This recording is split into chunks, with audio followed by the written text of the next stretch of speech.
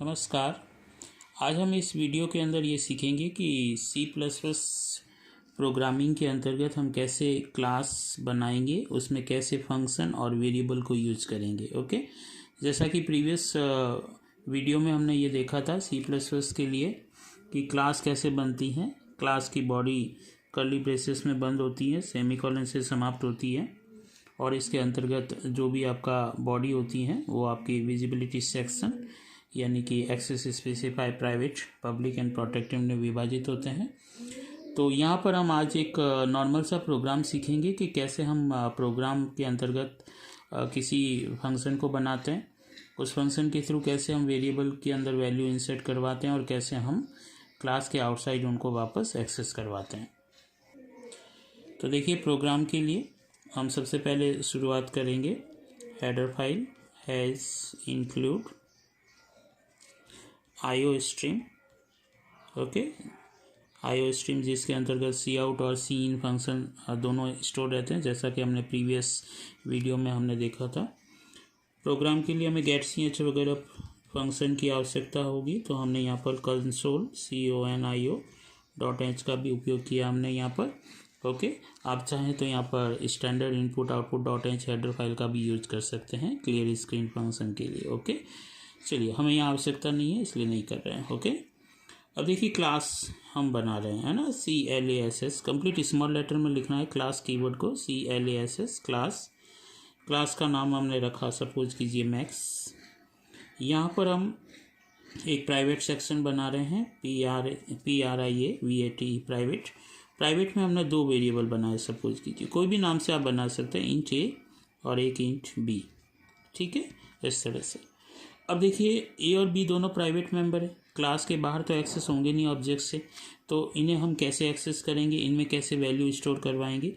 तो हमें ज़रूरत पड़ेगी पब्लिक सेक्शन की। तो पब्लिक सेक्शन के अंदर हम फंक्शन बनाएंगे। किसी भी प्राइवेट मेंबर को यदि क्लास के आउटसाइड हमें एक्सेस करवाना है या उनमें वैल्यूज़ डालनी है, तो प्राइवेट मेंबर्स तो आपके डायरेक्ट कभी ऑब्जेक्ट से एक्सेस होते नहीं हैं।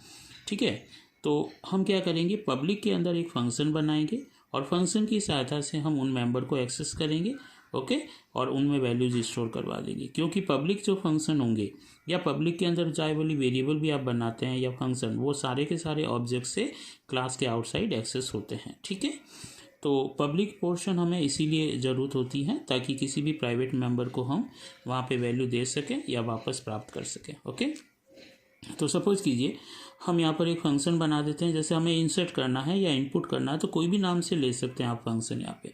तो जैसे हम यहाँ पर इनपुट नाम का एक फंक्शन बनाया। ओके, तो फंक्शन का नाम भी एक वैलिड आइडेंटिफायर होना चाहिए, इनपुट के अंदर यहाँ पर हम अभी कोई वैल्यू नहीं दे रहे हैं। ओके, रिटर्न ये कुछ भी नहीं करेगा, इसलिए हम वॉइड यहाँ पे स्पेसिफाई कर देते हैं और ये फंक्शन की बॉडी होगी, है ना। तो फंक्शन की बॉडी है, ये फंक्शन क्या करेगा, ए और बी को एक्सेस करेगा। मान लीजिए ए में वैल्यू स्टोर करवा दी हमने 10, ओके, और बी के अंदर हमने वैल्यू स्टोर करवा दी 20। ओके, तो कुछ इस तरह से हमने ये कोडिंग लिख दी। अब यहाँ पर ये जो फंक्शन है आपका, इसने क्या किया, इन मेंबर्स को एक्सेस किया। एक चीज़ यहाँ पे ध्यान रखनी है कि क्लास की बॉडी के अंदर कोई भी फंक्शन किसी को भी एक दूसरे को एक्सेस कर सकता है बिना ऑब्जेक्ट की सहायता से। ओके, ऑब्जेक्ट की आवश्यकता नहीं होगी। तो यहाँ देखिए, ए और बी डायरेक्ट एक्सेस कर लिया इन्होंने, है ना, प्राइवेट को, क्योंकि क्लास के अंदर ही ये काम हो रहा है। अब हम चाहते हैं कि ए और बी में जो वैल्यू स्टोर की गई है उन्हें डिस्प्ले भी करवाना पड़ेगा आउटसाइड, है ना, कि उसमें क्या वैल्यू है। तो डिस्प्ले के लिए हमने एक फंक्शन बना दिया, सपोज कीजिए शो नाम से, है ना। शो के अंदर भी हम क्या करेंगे, कोई भी पैरामीटर नहीं देना है, रिटर्न कुछ नहीं करेगा ये, क्योंकि ये डिस्प्ले का काम करेगा। और डिस्प्ले के लिए हमने कल फंक्शन हमने समझा था सी आउट। ओके, ये आपका यहाँ पर ऑपरेटर, ठीक है, जिसे हमने पुट टू ऑपरेटर या इंसर्शन ऑपरेटर कहा था हमने। ओके, यहाँ पर आप एक मैसेज दे दीजिए, जैसे मैं यहाँ स्लैश साइन यूज कर लेता हूँ, सपोज कीजिए, और यहाँ पर मैंने लिखा ए साइन, है ना, इस तरह से बराबर का साइन, और ये ए की वैल्यू प्रिंट हो जाएगी और सी आउट। ओके, और यहाँ पर हमने बी को प्रिंट करवा दिया। ठीक है, इस तरह से क्लियर। ये हमने एक क्लास की बॉडी तैयार कर दी। अब ये क्लास की बॉडी जो है ये कम्प्लीटली आपकी यहाँ कर्ली ब्रेसेस लगा के सेमीकोलन से समाप्त कर देंगे। ओके, चलिए, अब देखिए हमें करना क्या है, ये जो आपने यहाँ पर क्लास जो बनाई है अब हमें मेन प्रोग्राम लिखना है जिसके अंदर उस क्लास का ऑब्जेक्ट बनेगा। ओके, तो यहाँ पर वॉइड मेन। ओके, जनरली मैं यहाँ पर एक चीज़ बता रहा हूँ कि जनरली जो C++ में जो भी प्रोग्राम आप लिखते हैं तो कई जगह यहाँ वॉइड की जगह इंट का भी प्रयोग किया जाता है। ठीक है, और मैंने यहाँ पर वॉइड का यूज़ किया है क्योंकि मेन कभी भी कोई वैल्यू रिटर्न नहीं करता। ओके, लेकिन यहाँ पर आप इंट भी रखेंगे तो कोई ऐसी प्रॉब्लम वाली बात नहीं है। हालांकि प्रोग्राम आपका रुकेगा नहीं। ठीक है, एक वार्निंग मैसेज ज़रूर दिया जाता है कि function should return A value. Okay, तो C++ में कोई आवश्यक नहीं है कि आप यहाँ पे वॉइड लिखें। ओके, आप यहाँ इंट भी यूज़ कर सकते हैं। ओके, इसकी जगह तो मैं यहाँ पे बता देता हूँ कि यहाँ पे आप इंट भी यूज़ कर सकते हैं, और इंट नहीं भी यूज़ करें तो बाय डिफ़ॉल्ट होता क्या है, वो इंट ही मानता है। ओके, तो मैंने यहाँ वॉइड लिखा है तो इसमें कोई प्रॉब्लम नहीं है। Okay, void main. अब यहाँ पर आए आप।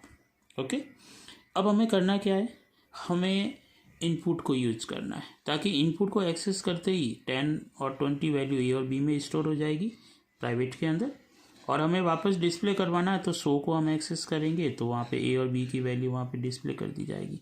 ओके, इस तरह से। तो इसके लिए मुझे क्लास की परमिशन लेनी पड़ेगी, मैक्स की। तो मैक्स की परमिशन लेने का मतलब मैक्स टाइप का ऑब्जेक्ट बनाना पड़ेगा।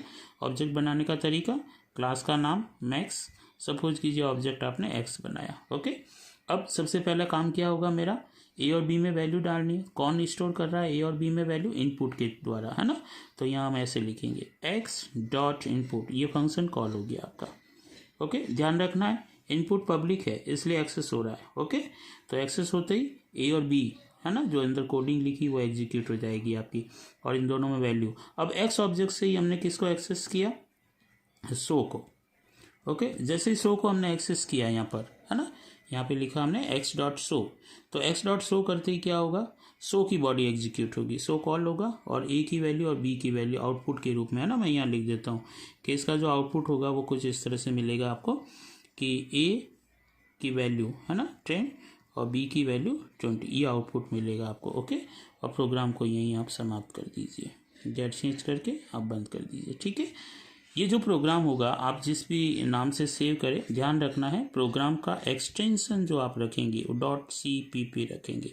ओके, जो भी आपकी फाइल होगी प्रोग्रामिंग फाइल, सोर्स फाइल, उसका एक्सटेंशन .cpp रखेंगे। ठीक है, मान लीजिए आपका प्रोग्राम आपने लिखा माई, तो my.cpp, है ना, इसका नाम हो जाएगा। ये विशेष तौर पे थोड़ा सा ध्यान रखें आप। ओके, यहाँ पर एक और चीज़ मैं आपको डिस्कस कर लेता हूँ कि सपोज कीजिए आप इस प्रोग्राम के अंदर ये कोशिश करना चाह रहे हैं कि मैक्स एक्स बना है तो मैं एक्स डॉट ए करके कोई वैल्यू असाइन कर दूँ, ये नहीं होगी। क्यों नहीं होगी, क्योंकि ए जो है वो आपका प्राइवेट मेंबर है, ये देखिए ए, और प्राइवेट मेंबर को क्लास का ऑब्जेक्ट भी एक्सेस नहीं कर सकता, ये विशेष तौर पे ध्यान रखें। दूसरी एक और इम्पॉर्टेंट चीज़, आप किसी भी क्लास में प्राइवेट मेंबर को इनिशियलाइज भी नहीं करेंगे। जैसे इंट ए असाइन 10 यही लिख दिया आपने तो रॉन्ग हो जाएगा, क्योंकि प्राइवेट मेंबर को इनिशियलाइजेशन की परमिशन भी ये नहीं देता है। ओके, तो ऐसा भी आप न करें, यदि ऐसा किया तो वहाँ पर आपको एरर मैसेज जनरेट होगा, और इस केस में भी यदि आपने ऐसा किया तो एरर मैसेज जनरेट होगा। ठीक है, हाँ, ये हो सकता है कि आपने पब्लिक में ही कोई वेरिएबल बना रखा है तो वो पब्लिक है, तो पब्लिक मेंबर्स को आप एक्स ऑब्जेक्ट से एक्सेस कर सकते हैं। तो ये एक नॉर्मल सा प्रोग्राम मैंने डिस्कस किया है C++ के अंदर कि कैसे आप फंक्शन बनाएंगे और कैसे फंक्शन के थ्रू वैल्यू डाल के वापस आप प्रिंट करवाएंगे, डिस्प्ले करवाएंगे। ठीक है, चलिए, थैंक यू।